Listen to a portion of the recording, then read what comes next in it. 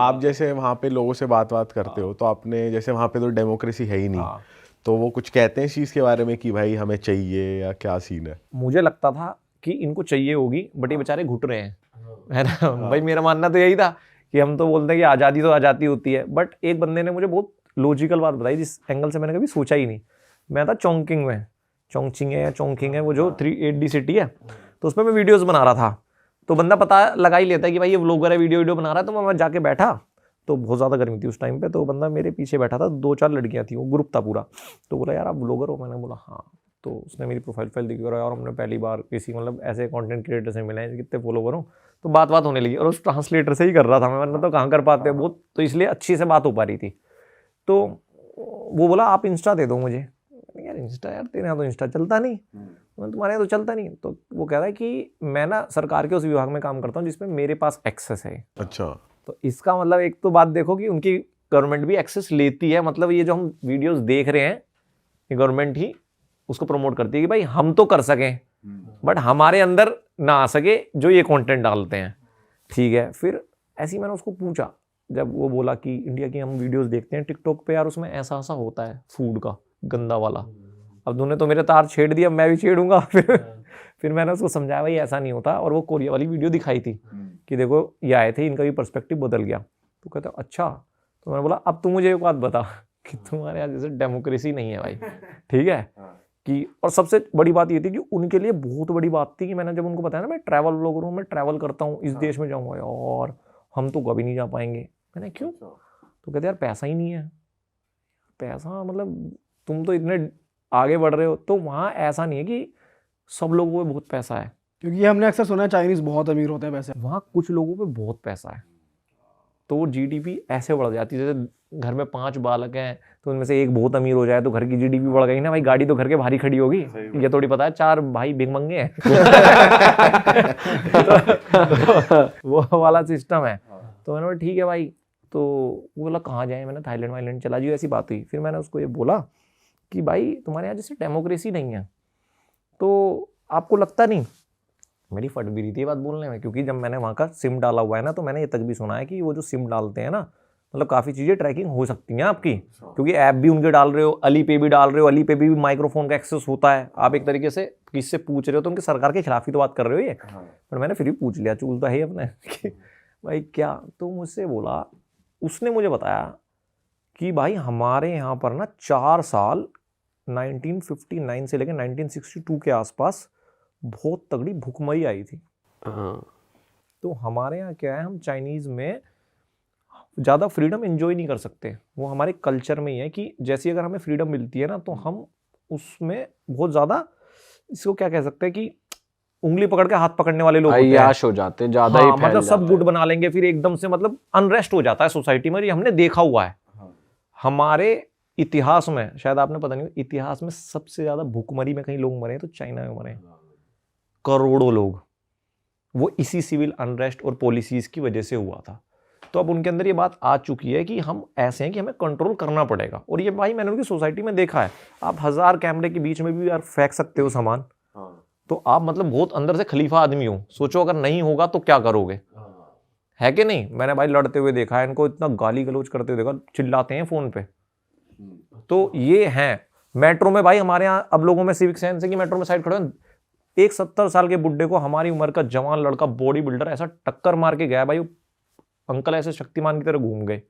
ठीक है, मैं एक बार पीछे भी निकला उतरने के लिए, थोड़ा पकड़ लूँ भाई क्या यार देख ले, और वो जानबूझ के मार के गया है। और यंगस्टर्स का देखा आपने, कुछ नाइट लाइफ देखी वहाँ, वो पीने के बाद क्या हरकतें हो रही हैं, स्ट्रीट्स कैसी हैं, सेफ है नहीं है, या कुछ ऐसे कोई आपको बोल देता है कुछ भी चलते फिरते ऐसा हो रहा है? जैसे यूरोपियन कंट्रीज़ में हमने बहुत देखा है कि लॉन्डो का ग्रुप चल रहा है, तो वो किसी अकेले जाते हुए कोई या लड़कियों को ही छेड़ देंगे, वो भी बहुत बदतमीज होते हैं यूरोपियंस। तो ऐसा कुछ देखा आपने चाइनीज़ यूथ में कि ऐसा कुछ चल रहा है? यार देखो ऐसा तो मैंने नहीं देखा, उनका मतलब एग्रेशन मैंने बिहेवियर के अंदर ही नोटिस किया है। जैसे टॉयलेट्स में बहुत चांस होगा कि मेट्रो के टॉयलेट वो फ्लश नहीं करेंगे। पक्का। भाई ये क्या चीज है, पता नहीं मुझे, तो मतलब नहीं कर सकता आदमी, चाइना में ये हो रहा होगा यार। इसमें मतलब वो शेक ही मान रहे हैं कि भाई फ्लश नहीं कर रहा मैं, ये क्या मान रहे हैं? साइन है मेरे साइन में, देख बेटा पड़ी है पीछे। आपके लिए गिफ्ट है जी।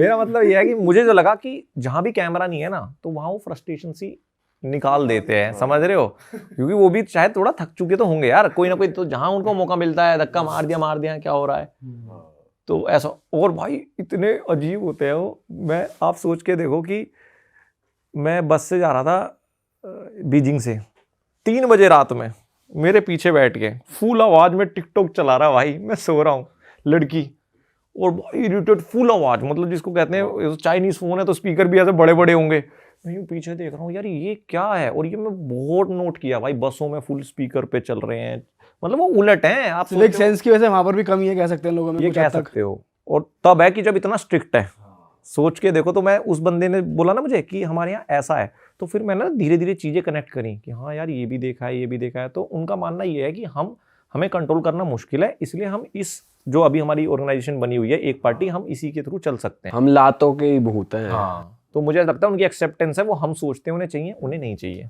भाई आपने ऐसा भी कुछ नोटिस करा, ऐसे चाइनीज लोगों के लिए कहा जाता है कि ये कद में छोटे रहते हैं, पर अब ये ऐसे हैं कि मतलब कुछ जेनेटिकली कुछ कर रहे हैं ऐसा कि भाई लंबी लंबी हाइट हो रही है इन सब की, कुछ ऐसा नोटिस किया हो रहा है ऐसा? मेरा एक व्लॉग है, कोई बोले कि भाई यहाँ बोल रहा है, शंघाई का व्लॉग है, किसी ने देखा जाके देखना, शायद उसमें बीच में जब मैं वो शहर घूम रहा हूँ, उनकी मेन मार्केट में हूँ।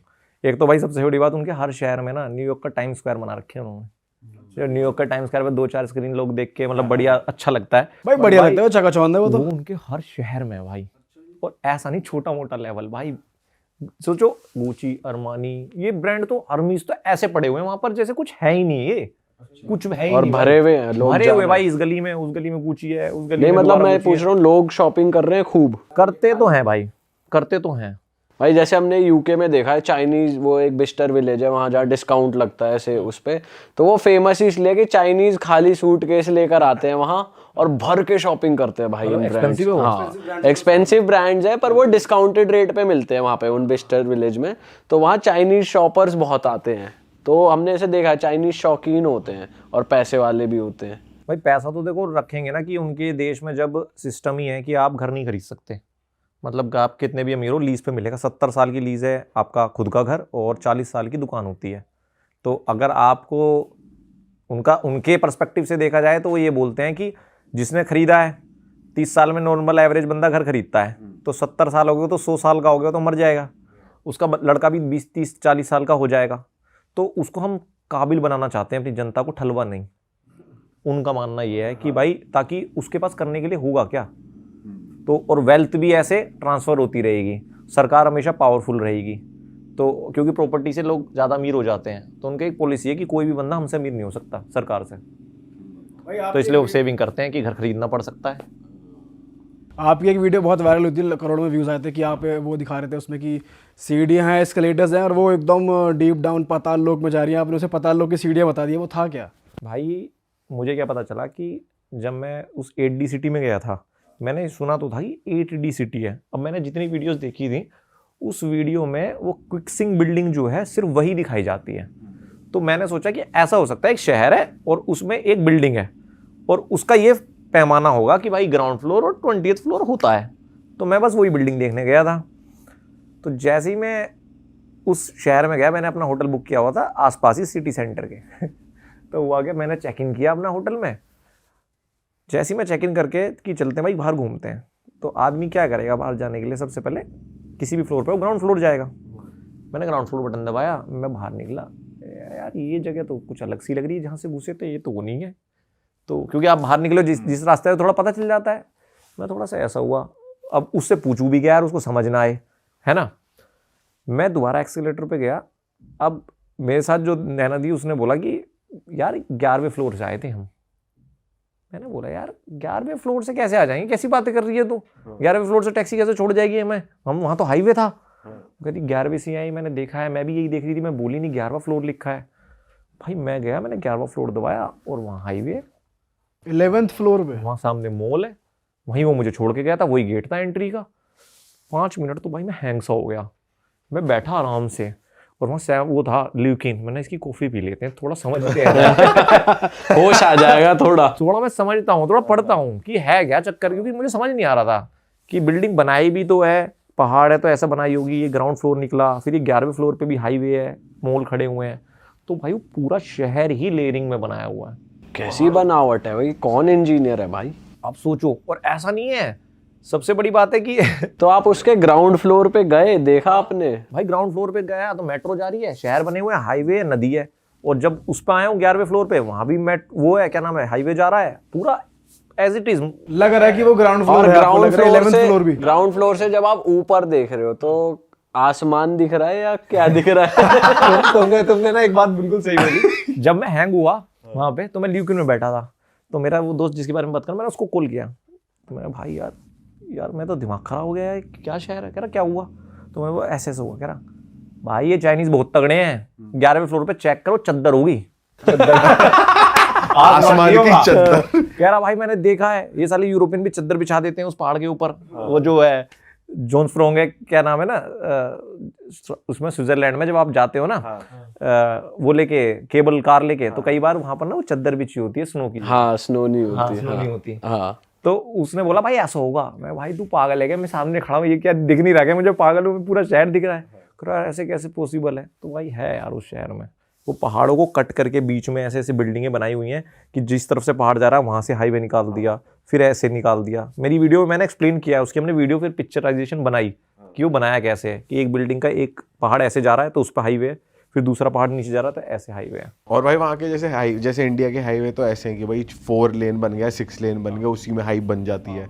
वहाँ के हाईवे कितने चौड़े चौड़े हैं? ओ भाई बहुत ही चौड़े हैं। मतलब रोडों का तो नहीं भाई, रोडों का तो बहुत ही तगड़ा लेवल है, रोड तो बहुत एडवांस है। ये जो अपना गुड़गांव वाला हाईवे इतना लंबा चौड़ा, इतनी लेन्स है, ऐसे ऐसे तो काफी होंगे। ऐसे तो बहुत है भाई, ये तो आम बात है। ये तो आम है। ये तो क्या ही बोले, मतलब हाई, मतलब ये तो नोट भी नहीं कर रहा था मैं। ये तो सोच के देखो, एक सीन क्या हुआ, ल्यूकिन भाई कॉफी पी रहे थे, तो हम बात कर रहे हैं कि यार ठीक है एडवांस है, इतना एडवांस भी थोड़ी है। तो फिर मैं बोलता हूँ यार हम बोल रहे हैं एडवांस नहीं, साला जिस पे हम पेमेंट कर रहे हैं यहाँ पे आदमी भी नहीं खड़ा है। मतलब हमने कॉफी ले ली थी, हम ऐसी पेमेंट कर रहे थे, अपने अली पे से आदमी नहीं था और पीछे से मेरा रोबोट जा रहा है स्कैन करते हुए। मैंने बोला यार हमें या तो ज्यादा 15-20 दिन हो गए, हमें आदत पड़ गई है। तूने देखा इस स्टोर में कोई आदमी नहीं है, हमने अभी कॉफी ली है, पेमेंट कर रहे हैं, पीछे से रोबोट जा रहा है जो घूम रहा है, रिकॉर्डिंग कर रहा है। तो वहां पर थोड़े दिन रहोगे ना तो ऐसा लगेगा कि, इसलिए मैं हाईवे नोट नहीं कर रहा था। ये तो देख लिया, कुछ नया दिखाओ। अच्छा भाई, आप एक जगह आप गाड़ियां दिखा रहे थे, आप हुआवी के शोरूम में थे शायद, कि भाई फोन का ब्रांड है और गाड़ी बना रहा है, और क्या ही गाड़ी बना रहा है, तो उसके बारे में थोड़ा बताओ, गाड़ियों में क्या नया आ रहा है चाइना में? गाड़ी की एक ऐसी बात बताऊंगा तुम्हें। वो लोग, मैं क्यों कह रहा हूँ कि देखो जो 196 देश है ना टोटल, वो सब अलग चल रहे हैं और ये साला अलग चल रहा है, इसकी रेस ही अलग है।